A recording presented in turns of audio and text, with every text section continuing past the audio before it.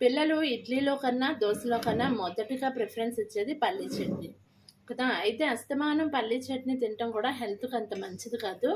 అందువల్ల పల్లీలు తక్కువగా వాడుతూ చట్నీ చేయటం ఎలానో ఇప్పుడు మనం చూద్దాం. ఇందులో పల్లీలు అంత ఎక్కువగా అవసరం ఉండదు.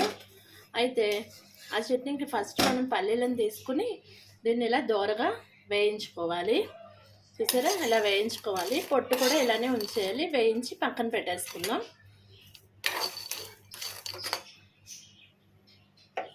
ఇప్పుడు ఇవి ఒక ప్లేట్లో తీసుకుందాం. ఈ పల్లీలని ఈ ప్లేట్లో తీసుకొని చల్లారి పెట్టుకుందాం. వేడివేడి వస్తువులు జారులో వేస్తే జారు పాడైపోవటమే కాకుండా అది హెల్త్కి కూడా మంచిది కాదు. సో మనం వీటిని చల్లారి పెట్టేద్దాం. బాగా చల్లారిన తర్వాత జార్లో వేసుకోవచ్చు. దీని పొట్టు దీని అవసరం లేదు. ఈ పల్లీ చట్నీకి కావాల్సిన ఐటమ్స్ చూద్దాము. పల్లీలు వేయించి పెట్టుకున్నాం కదా, అలానే నువ్వుపప్పు, కొంచెం జీలకర్ర, పచ్చిమిర్చి, ఉల్లిపాయలు ఇలా కట్ చేసి పెట్టుకున్నాను, ఉప్పు, తర్వాత మినపగుళ్ళు, నెక్స్ట్ అల్లం, ఇవన్నీ ఆవాలు, ఇవన్నీ రెడీ చేసి పెట్టుకున్నాను. ఇవి పల్లీలు కూడా చల్లబడిపోయాయి. ఇప్పుడు మనం ఏం చేయాలంటే కొంచెం ఆయిల్ తీసుకొని ఇవన్నీ లైట్గా వేయించుకుందాము. దోరగా వేయించేసుకోవచ్చు. ఒక చిన్న బాణలు తీసుకున్నాను.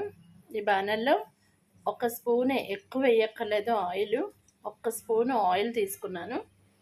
సరే, ఒక స్పూన్ ఆయిల్ తీసుకొని ఆయిల్ హీట్ అయిన తర్వాత ఇవి పచ్చిగా ఉన్నాయి కాబట్టి ఫస్ట్ ఉల్లిపాయలు,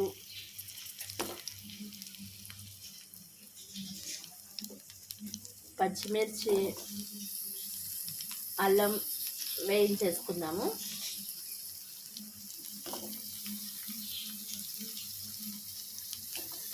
అల్లం,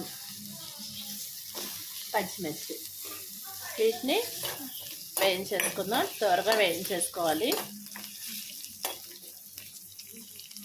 ఇలా మనం పచ్చి వాసన పోయేంత వరకు బాగా మగ్గ పెడదాం ఆయిల్లో. ఉల్లిపాయ, పచ్చిమిర్చి, అల్లం ఈ మూడింటిని ఇలా వేయించేసుకుందాం. ఇలా మక్క పెట్టుకున్న వీటిని కూడా స్టవ్ ఆపేసి తీసి మనం ప్లేట్లో వేసేసుకుందాం.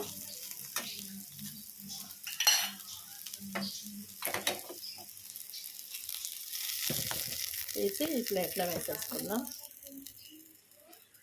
ఇప్పుడు బాణల్లో మిగిలిన ఆయిల్ ఉంది కదా, ఈ ఆయిల్ని కొంచెం ఆయిల్ ఉంది దీంట్లో. ఇప్పుడు మనం ఏం చేద్దామంటే కొంచెం నువ్వుపప్పు,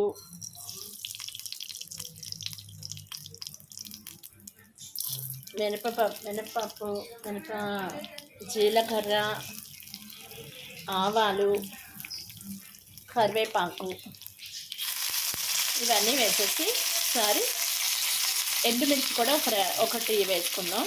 ఇవి బాగా హీట్ అయిన తర్వాత మనం ఆల్రెడీ వేయించి పెట్టుకున్న పల్లీలని, ఆనియన్స్ పీసెస్ని, ఇవన్నీ వేయించి పెట్టుకున్నవన్నీ వేసేసి దాంతోపాటు ఒక్కసారి ఈ బాణల్లో కూడా మగ్గనిద్దాము.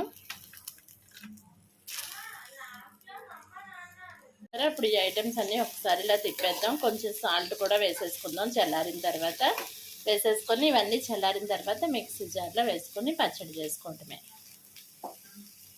ఇప్పుడు మిక్సీ జార్లో చల్లారిన తర్వాత ఇవన్నీ తీసుకుని ఒకసారి మిక్సీ చేసేద్దాం. చూసారా చట్నీ ఎంత బాగుందో.